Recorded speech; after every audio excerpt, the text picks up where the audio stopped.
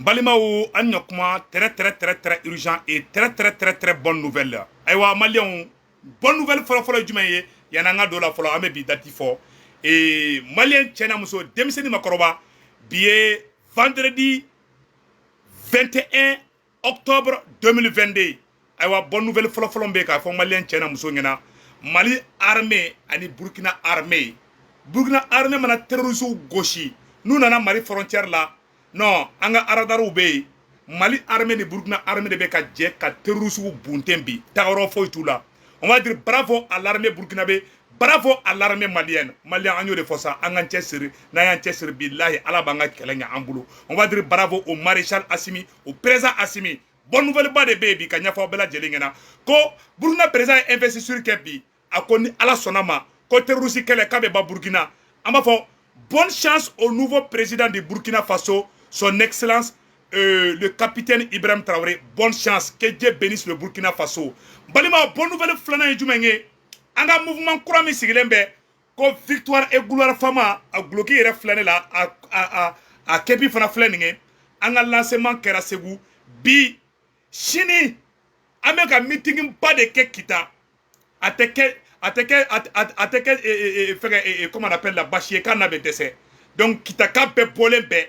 kita mogoba bebe bo ne ala sonama chini anga mouvement victoire et gloire a bebe kita chini kita nere wolo duguye. Donc vraiment ala ka baraka don kita kaula ala ka baraka do président Assimila ala ka baraka do premier ministre Shogella ala ka baraka do Mali gouvernement mogo bella jelena Malien anga tege di nyogoma na tege di nyogoma ala be baraka do anga jamana na anshikara décourager anga ta liti fait ni ala sonama liti mbenya Malien bonne nouvelle flana jumenye Malien segu tungara togoma soroha ala sawu aw sawu ka segu tungara togora ha nene segu tungara togoma sabanande ye ngina sangono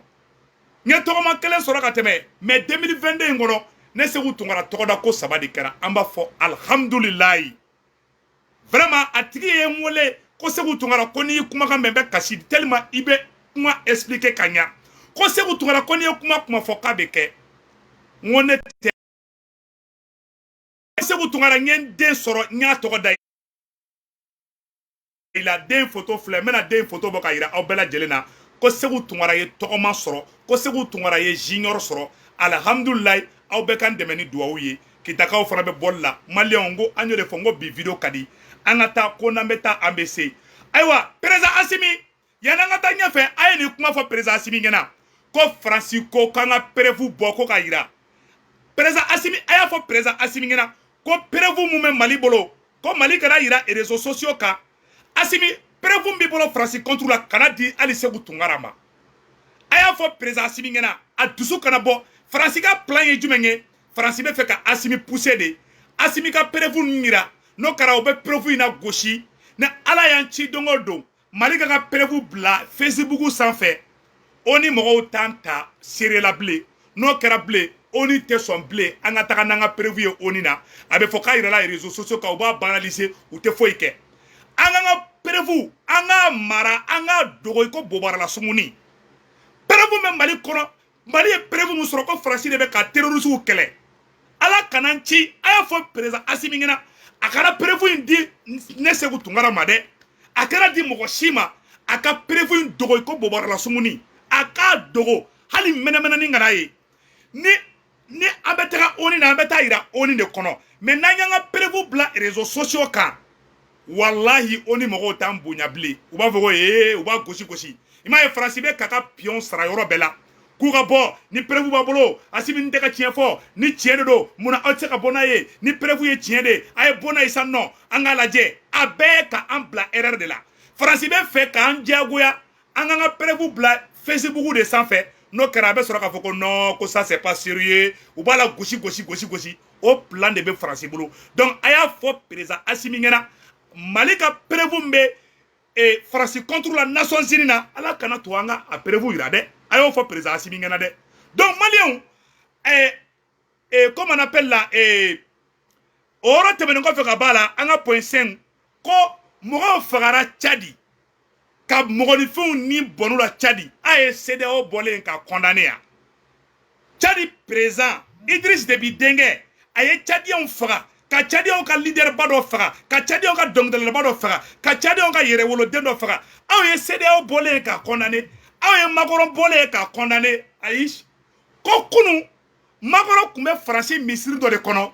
a bɛ ka taga Mali fo ko vraiment ko Mali ye Faransi dɛmɛ kojugu Macron tun bɛ ka Mali fasa de la misiri kɔnɔna na Macron taara fo misiri kɔnɔ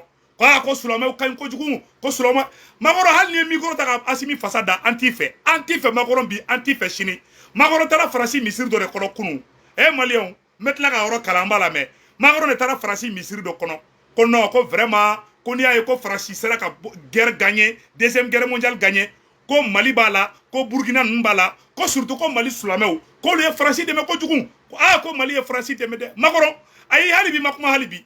hali y'a Assimi fasa da an t'i fɛ an tɛ Faransi fɛ an t'i kasa yɛrɛ de fɛ Macron bolo k'a ye denmisɛnnin de k'a bɛ buru don an da ayi Assimi ma sɛ sogo ɲimi na koyi a ka kuluba kɔnɔna na donc Maliens an ka to président Assimi kɔ président Assimi kana preuve yira dɛ kana Mali ka preuve bɛ Faransi contre la a kana yira dɛ fagali kɛra Tchadi Faransi ma kuma ni Assimi de tun ye nin kɛ Mali la France 24 o TV5 o fasoden jugu minnu bɛ Mali la o ani Macron o i b'u bolilen ka taa ONU na ko Assimi ye assassin Tchadi petini ye mɔgɔ 200 ni kɔ faga a bɛ kalo dama dama bɔ kunu a ye mɔgɔ min faga kunu manifestation kɛyɔrɔ la Tchadi président ye mɔgɔ min faga billahi a ka ca mɔgɔ 300 ye a yɛrɛ siranko jugu a ye couvre-feu créer Tchad a yɛrɛ siranko jugu a yɛrɛ bolila ka taga mɔgɔw lajɛ dɔgɔtɔrɔso la Tchadi président a ye Faransi kumalen bon Macron bɛ fɛ Assimi ka Maliens de faga Assimi ko k'ale ye Malien den halala de k'ale tɛ Malien denw faga ko Malien denw mana fɔ k'ale Assimi bɛ da yɔrɔ min k'ale bɛ da ye de Maliens n y'o de fɔ a bɛɛ lajɛlen ɲɛna an ye bonne nouvelle dumanba dɔ fana sɔrɔ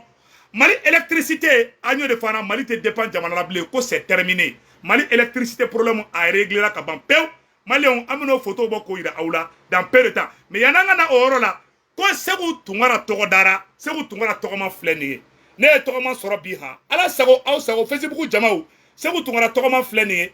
ko Buguninka dɔ de bɛ yen ko Segu Tunkara kanu b'a la Buguninka in tɔgɔ ko Musa Sinayogo a y'a den de sɔrɔ ko Segu Tunkara kanu b'a la k'a ye den tɔgɔ da ko politologue junior ko Segu Sinayogo denyɛrɛnin filɛ aw bɛɛ ka duwawu don n ye Segu Tunkara tɔgɔma baden de sɔrɔ ɲinan san kɔnɔ donc vraiment n bɛ duwawu fana bɛ duwawu kɛ ala k'a den bɛɛ balo ala ka n tɔgɔma bɛɛ balo ala ka n tɔgɔma bɛɛ kɛ n yɛrɛ ɲɔgɔnna si ye fasoden ɲumanya la donc Maliens an y'o yɔrɔ fɔ mais fɛn dɔ bɛ yen an bɛn'o yira aw la an ɲɛ tɛ Mali énergie fɛngɛ la nin an ɲɛ tɛ kurantigɛ bɛ ban hala tɛmɛ Maliens aw bɛɛ ka bila kunna nin ye kurantigɛ a yɛrɛ ka lajɛ a y'a lajɛ dɛ nin ye Mali kurantigɛ de bantɔ ye pewu an ɲɛ b'a la voilà donc n bɛna yɔrɔ kalan sɛbɛnni min kɛlen b'a yɔrɔ la an bɛ jɛ ka kalan ɲɔgɔn fɛ n'o kɛra an bɛ don détail tɔw la ko la nouvelle centrale thermique du Mali site de Dialakorobougou une très bonne nouvelle bientôt le monde aura la satisfaction crédit photo an y'o information sɔrɔ bi an b'a fɔ bravo au ministre de l'énergie on va dire bravo à la transition malienne Maliens an ka to transition in kɔ président Assimi ala kana i jugu se i la mais président Assimi kana don janfa la mɔgɔ kini nɛgɛ teriya kini bila la jɛɲɔgɔn kini bila la président Assimi n'i tile Maliens ye kana taa Mori fɛ yen kana taa Soma fɛ yen bilahi o barika o t'i la bi mais ni jamana kɔnɔden janfa a ma ɲi dɛ ala kana i bila o sira kan souvent i yɛrɛ ka to ka mobili ta président Assimi i k'i yɛlɛ dugukɔnɔnaw la i ka réalité dɔw dɔn ko caman bɛ kɛri kɛrɛfɛ président Assimi a ma ɲi dɛ an ko tiɲɛ fɔ ɲɔgɔn ɲɛna i ko ka di ne ye an tɛ fɛ i ka bi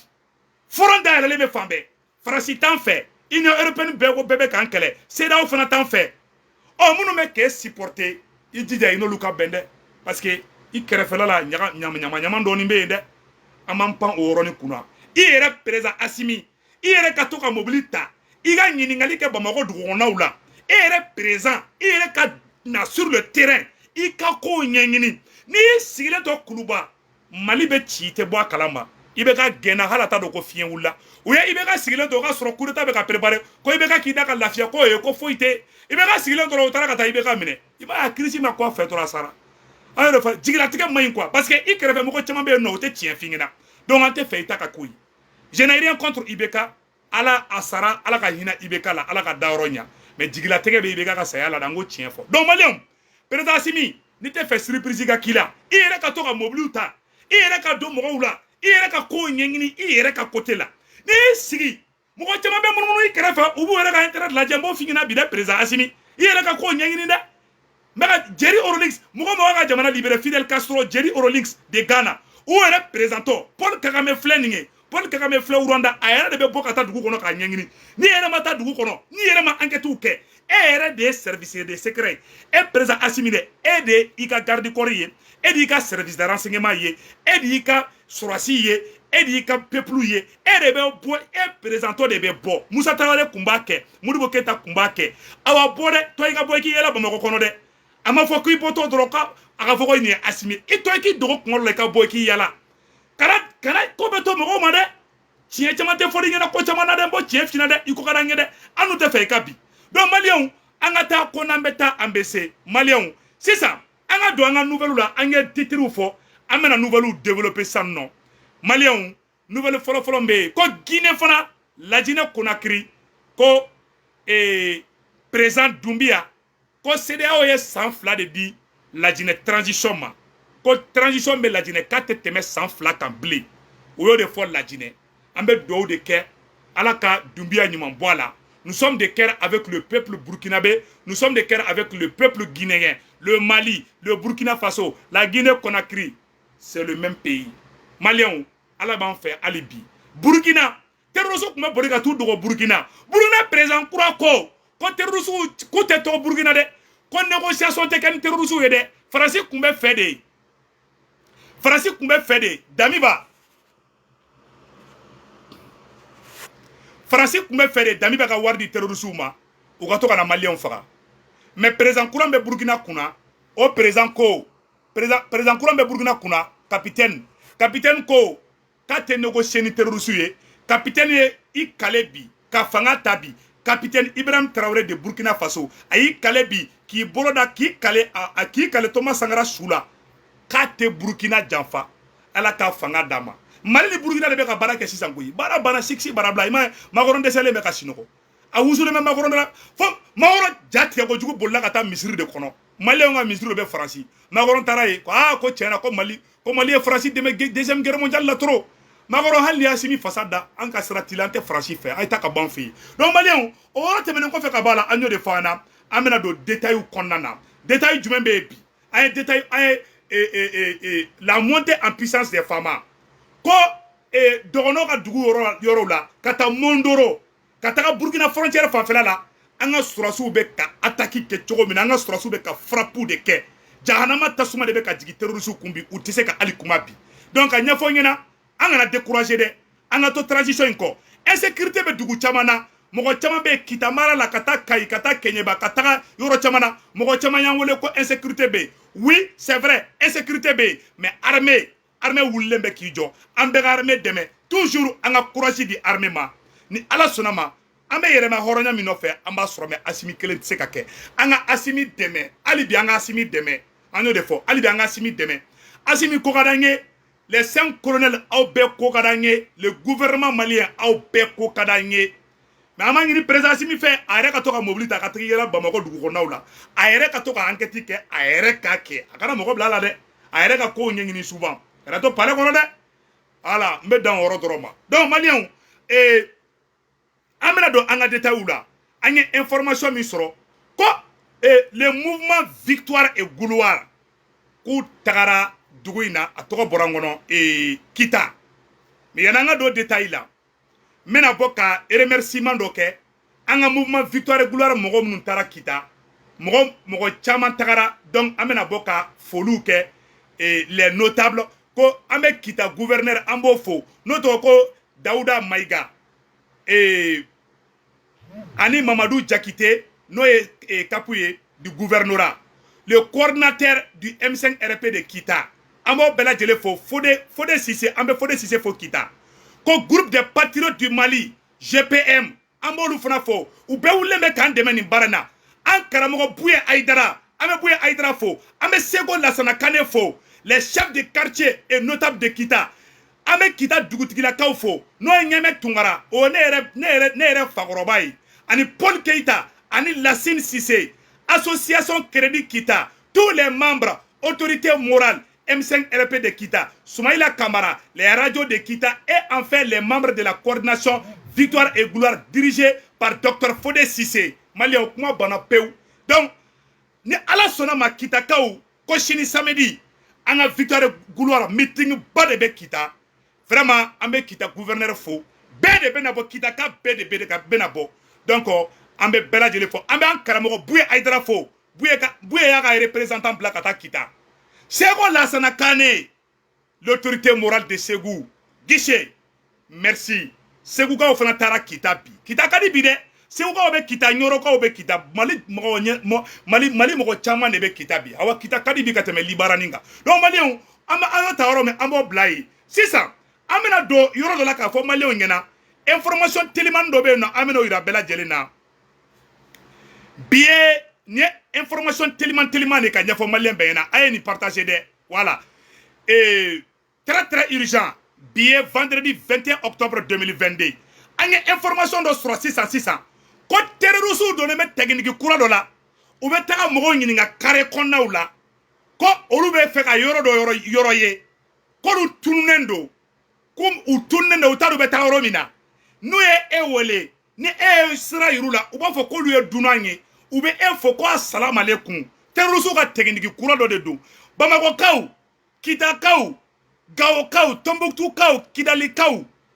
et Ségou kaw Koutiala kaw Bougouni kaw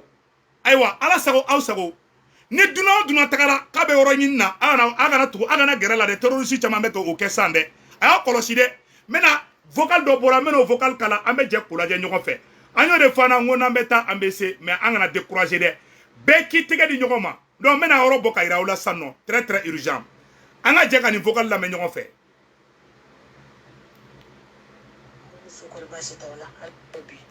obi fambe jila jelen fe bi kasara do de kera no asili kera akera ambali makomre undela akutara kala nyoro la lokoli mistalla aramata bade muso kasara inyale de sorobi mais alhamdulillah ala be mi yotetnya aya partager ala ya kisi ala masaka ni di mo juguma silame do de bolende do silame no yiye obi salam alaykum de fiye aywa andu me yoro mena bi foli anu sogomate anu wulate aka kira jamote tugu ni mo min ko salam alaykum doro an bolo ka foki shiro ni tle nyoro misiri kono nay odunte daliluye aywa nunu be silame finu de do chema mbala musoman bala aywa umani ye ubi salam alaykum de fiye ubi awa quartier kono be adresse do fo ubi adresse do fo yoro werela uba fo ko be ka yoro nyini aywa nugo kubo yoro nyini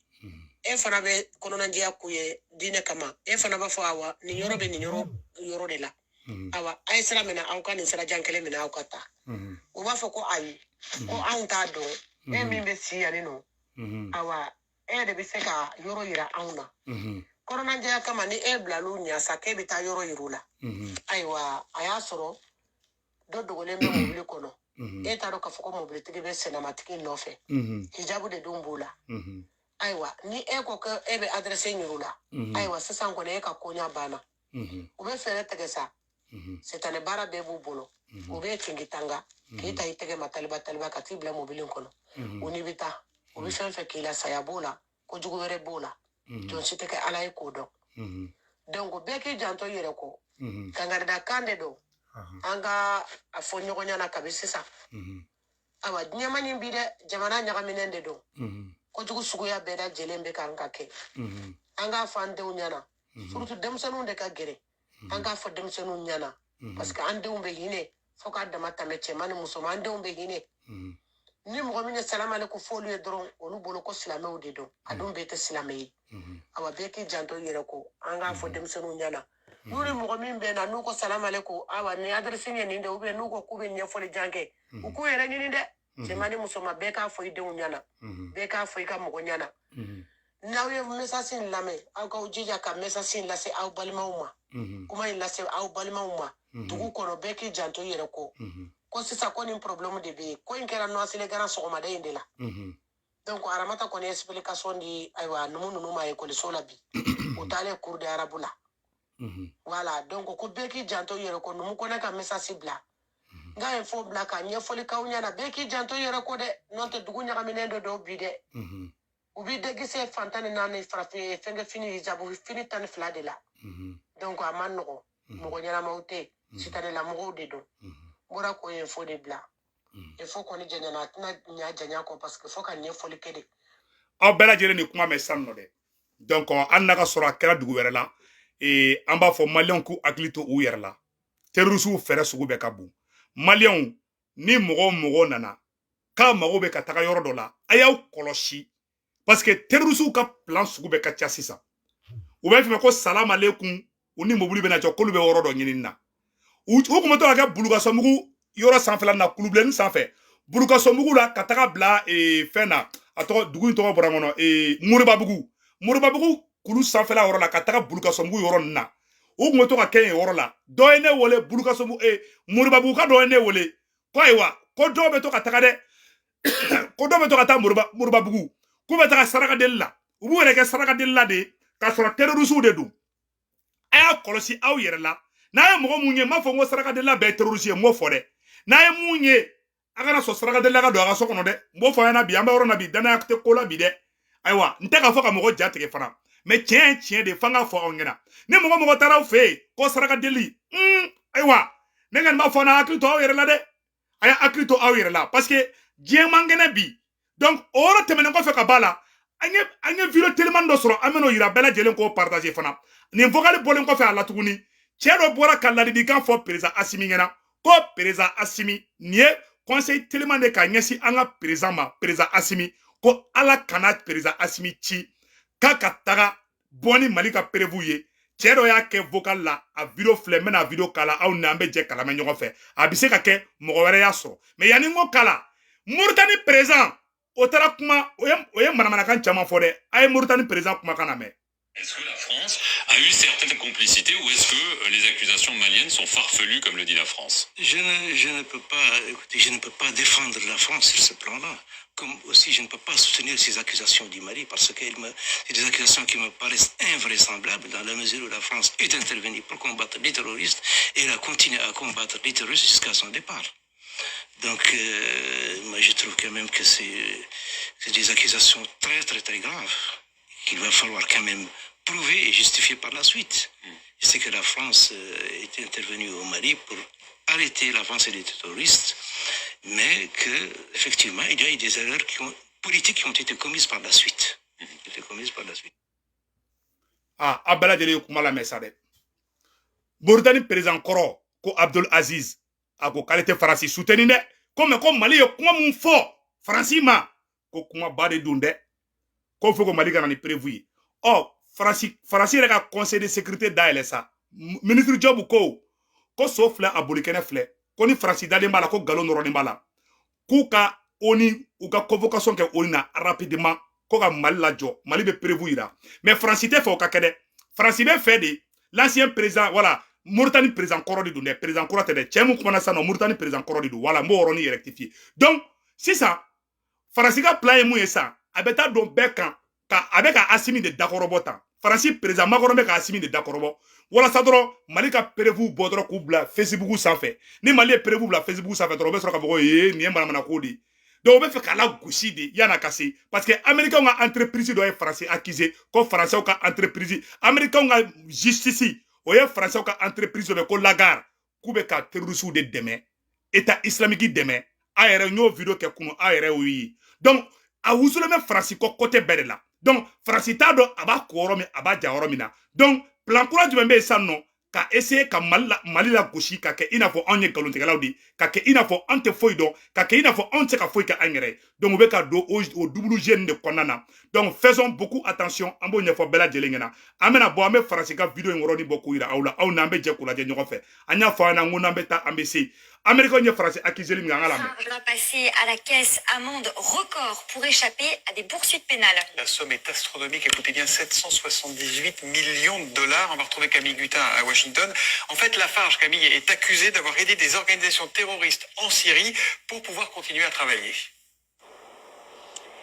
Oui, c'est une amende record, l'une des plus importantes jamais payées par une compagnie privée pour avoir aidé des organisations terroristes. Le cimentier Lafarge a été condamné par la justice américaine à verser 790 millions d'euros de pénalité. Ce qui est reproché à l'entreprise, c'est d'avoir versé de l'argent entre 2013 et 2014 en Syrie à des groupes terroristes comme l'État islamique pour continuer à faire fonctionner normalement son usine de ciment. Alors certes, le groupe Lafarge a dit regretter ces actes, mais je peux vous dire qu'ici, aux États-Unis, la décision a été plus qu'applaudie puisque pendant que le cimentier Lafarge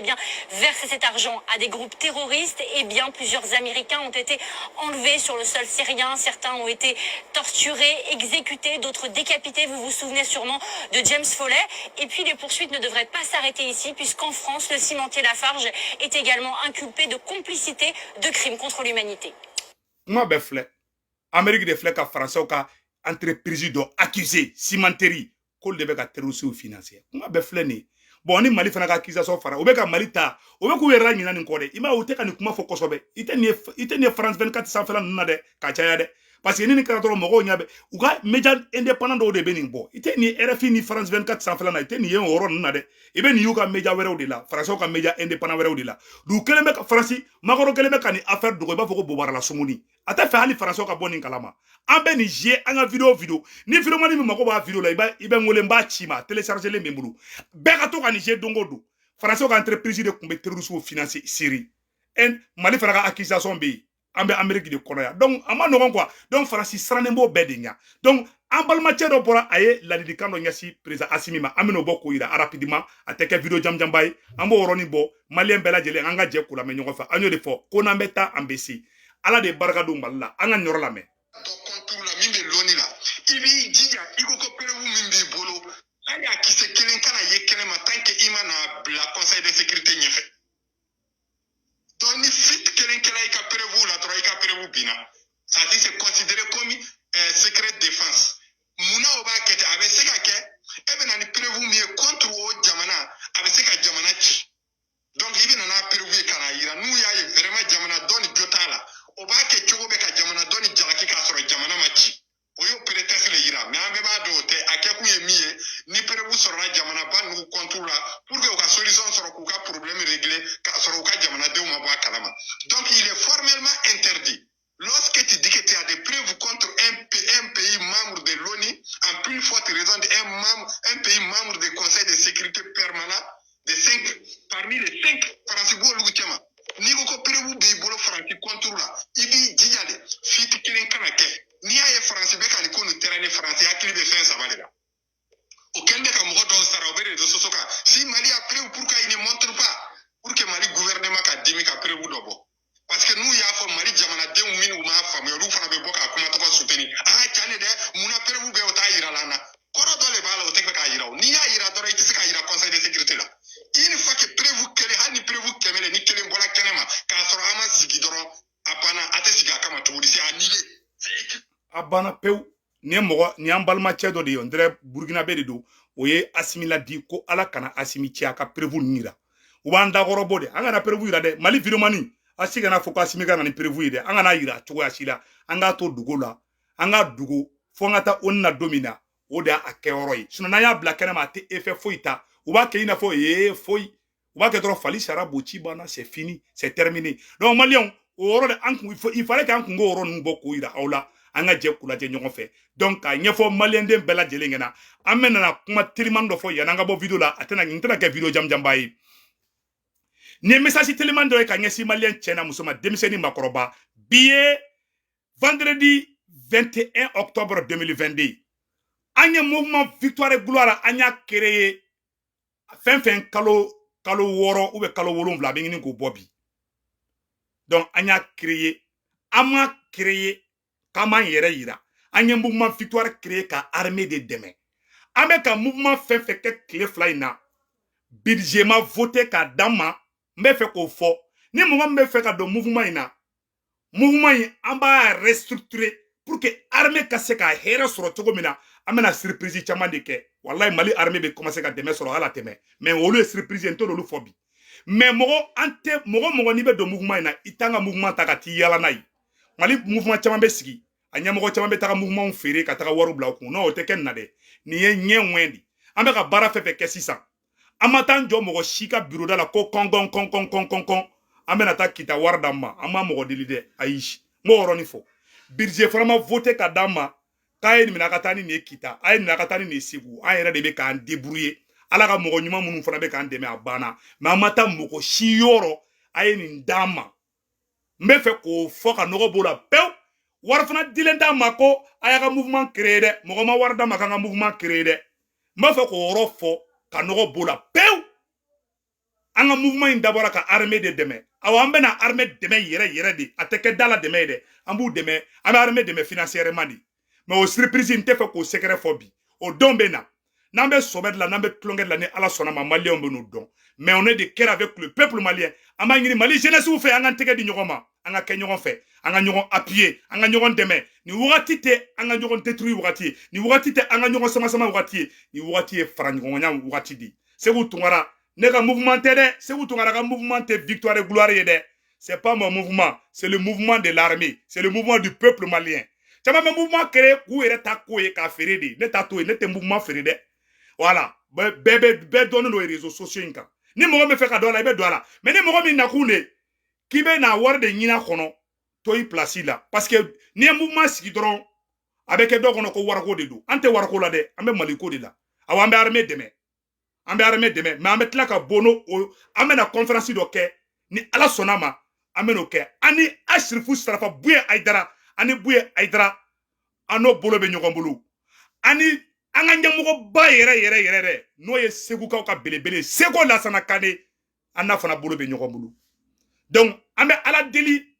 ala ka a to danaya ka to ani maliyɛnw ni ɲɔgɔn cɛ n tɛ kɛ mouvement ye ko mɔgɔ b'a ta otage la ayi le mouvement c'est pas pour Segu Tunkara ayi c'est pas pour Segu Tunkara ka mouvement tɛ c'est le mouvement de tous les Maliens mouvement caman bɛ sigi ɲɛmɔgɔ ninnu dɔw caman bɛ dogo ka taga kɛrɛfɛlaw la ka taa warininw minɛ kɛrɛfɛ o tɛ nin ye dɛ nin ko bɛɛ bɛ kɛ kɛnɛ kan di ni mɔgɔ min nakun de k'i b'an ka t-shirt don i la ka t'i jɔ ministre dɔ ka bureau la ka da ni kɔngɔ ka wari bila i kun piyani minɛ ka bila i kun i sen b'a la koyi an bɛ ka dabɔ faso ko de kama ni fɛn fɛn bɛ kɛ an b'a kɛ kɛnɛ kan di an b'a kalan fana bɛɛ b'a mɛn ni ko min bɛ kɛ a bɛ kɛ clairement m'a fɔ ni mɔgɔ dɔ ye sisan nɔ ko ko karisa k'i ko ka di n ye ko n bɛ nin d'i ma i yɛrɛ k'o bila i kun o tɛ problème ye dɛ mais kana taa an ka mouvement tɔgɔ de ta ka taga don mɔgɔ dɔ la ka wari dɔ minɛ ko e bɛ n'o k'an ka mouvement na mais e bɛ ko bila i kun ni cɛ y'a kɛ a ma nɔgɔn dɛ donc ni mɔgɔ min bɛ don a la an kɔni wari t'an bolo ka di mɔgɔ ma an tɛ wari dila mɔgɔ ma dɛ an bɛna armée dɛmɛ di an bɛna stratégie dɔ de dilan armée bɛ se ka dɛmɛ cogoya min na mais an bɛ ka baara min kɛ bi an bɛna tournée nationale kɛ ka tournée internationale fana kɛ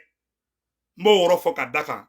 mais n bɛ segin a kan an bɛ ka kɛ n'an yɛrɛ ka moyen de ani ala ka mɔgɔ ɲuman minnu bɛ k'an dɛmɛ a banna mais an tɛ ka taga n jɔ mɔgɔ ka da la ko kɔn nin da maa yi an tɛ k'o kɛ dɛ pour le moment budget votelen t'an bolo fɛn fɛn bɛ ka dépenser an yɛrɛ de bɛ ka kɛ n'an yɛrɛ ka moyen ye n bɛ fɛ k'o fɔ ka nɔgɔ b'o la pewu parce que ni mouvement créé dɔrɔn caman bɛ girin ka na de i jɔ n ka nin kɛ walasa n ka nin sɔrɔ an bɛ fɛ ka exemple de patriotisme de yira bɛɛ lajɛlen na bɛɛ k'a dɔn patriotisme kɔrɔ tɛ ni n tɛ n ta sɔrɔ min na n tɛ don o la patriotisme kɔrɔ tɛ ni ne tɛ n ta ye nin na n tɛ don a la an bɛ sira ɲuman de yira fasoden bɛɛ la n'an fana filila a bɛ fɔ an ɲɛna an fana bɛ tile parce que mɔgɔ si ma dafa an ka mouvement in dabɔra o de kama an ni Seko Lasana Kane bolo bɛ ɲɔgɔn bolo ale y'an ka président d'honneur ba yɛrɛ ye Seko Lasana Kane segukaw ka belebele Buye Ayidara Asirifu Sarafa an n'an bɛ ɲɔgɔn bolo an bɛ taa yɔrɔ o yɔrɔ an ni Buye ka mɔgɔ bɛ taga an ka karamɔgɔ ɲumanba Buye Ayidara de Ɲoro ala ka barika don i la ala ka barika don amalisiw la ala ka barika don Seko Lasana Kane la ala ka cɛkɔrɔba ninnu bɛɛ mɛn an kɔrɔ ala ka Mali diinɛ ɲɛmɔgɔ bɛɛ mɛn an kɔrɔ ala k'an bɛn ala ka maliyɛn bɛɛ bɛn donc n bɔra k'o clarification de di maliyɛnw ka faamuya an ka mouvement in dabɔra ka armée de dɛmɛ ni ala sɔnna ma an bɛna lamanga dɔ kɛ a bɛ dan dari na ni ala na kira sɔnna ma idéw bɛ nalen hakilinataw bɛ nalen ni ala sɔnna ma armée dɛmɛli a bɛ kɛ sɔbɛ de zen na a tɛ kɛ da ye tiɲɛ kelen a bɛ kɛ pratique ye a tɛ kɛ théorie ye a tɛ kɛ dɔrɔn ka micro ta dɔrɔn ko vive l'armée mais on va montrer ça sur le terrain ni ala sɔnna ma o bɛ kɛ